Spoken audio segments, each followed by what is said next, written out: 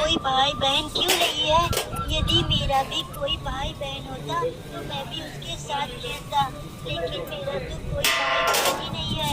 सेठ का बेटा प्रत्येक दिन सेठ से यही बात कहता है, लेकिन सेठ उसकी बात का कोई भी जवाब नहीं देता। फिर उसका बेटा अपने स्कूल चला जाता है। सेठ घर के बाहर बैठा था। आप जो भी कहेंगे हम दोनों कोशिश करेंगे। सेठ ने देखा वो दोनों बड़ी हालत में थे, पतले कपड़े पहने थे, मानो ऐसा लग रहा था कि दोनों ने काफी दिनों से कुछ भी नहीं खाया हो।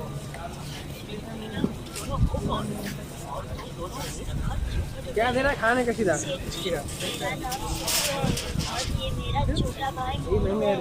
हमारी माता तो पहले ही हमें छोड़कर चली गई थी। कुछ दिनों बाद ही हमारे पिता का भी देहांत हो गया। अब हम दोनों काम की तलाश में इधर उधर भटकते रहे और भटकते भटकते पूरे 6 महीने गुजर गए हैं। फिर वे दोनों अपनी सारी दुख भरी कहानी सेठ को सुनाते हैं।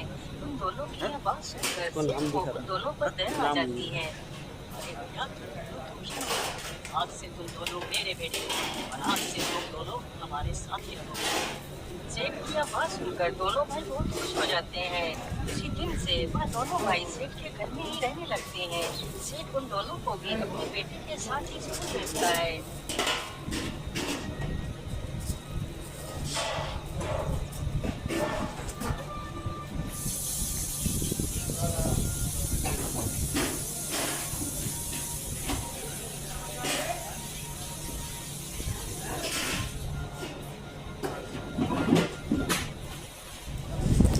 अरे सेठ जी, यदि आप बुरा ना माने तो मैं आपसे कुछ कहना चाहता हूँ। सेठ जी, अब तो वीर सिंह बड़े हो चुके हैं। हमारे हिसाब से के लिए हमें कोई कन्या चुननी चाहिए।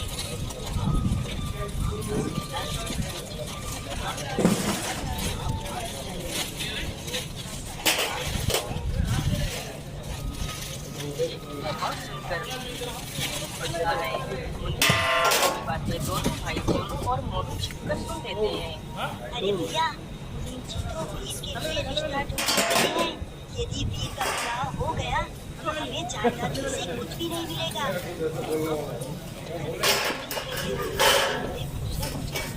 इस रिश्ते को होगा।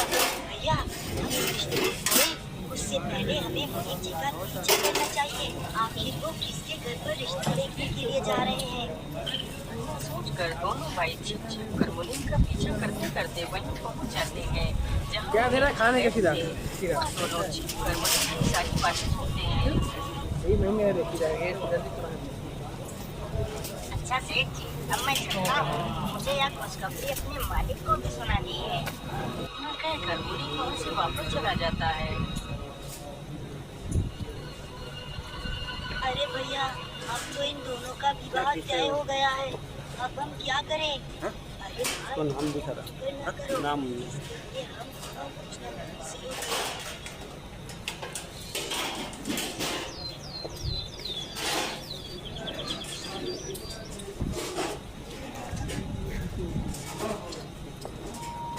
अगले ही दिन सोनू और मोनू अपना रूप बदल कर किसी के घर के बाहर जाकर आपस में बहस करने लगते हैं। उन दोनों की यह बात सुनकर सेठ उन दोनों के पास आता है।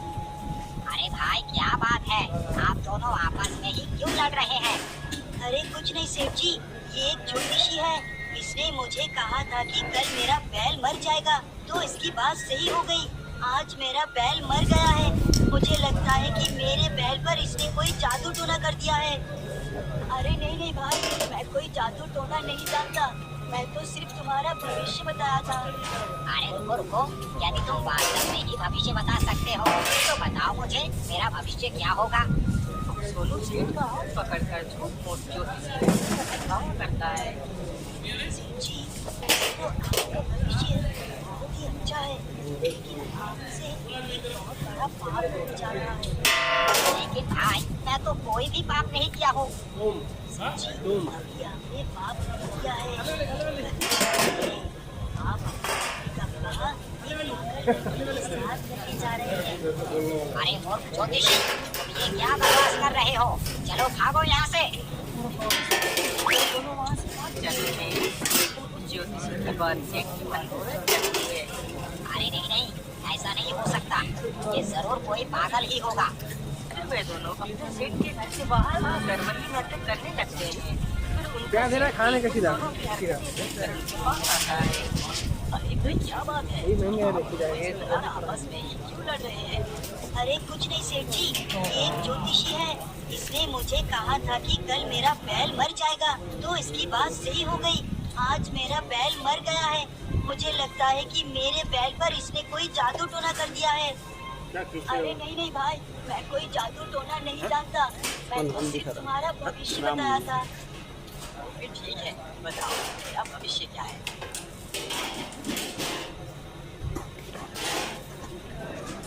सेठ जी, वैसे तो आपका भविष्य बहुत ही अच्छा है, लेकिन आपसे एक बहुत बड़ा पाप होने जा रहा है। क्या बात होने जा रहा है? मैंने अपने संपूर्ण जीवन में किसी का बदला नहीं लिया, फिर मुझसे कोई पाप कैसे हो सकता है? सेठ जी, आप अपनी पुत्र का विवाह जिस लड़की के साथ करने जा रही है, वो एक राक्षसी है जो इंसानों का खून पीती है। यदि वो यहाँ आ गई तो सभी का विनाश कर देगी। अरे मूर्ख, ये क्या मूर्खता भरी बात कर रहा है? चल निकल यहाँ से। इतना सुनते ही दोनों भाई वहाँ से भाग जाते हैं। तो सेठ के मन में भी यह बात बैठ जाती है।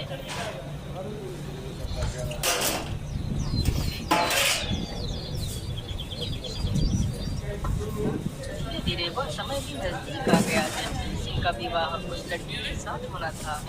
बड़े ही धूमधाम से सेठ के बेटे की बारात निकलती है।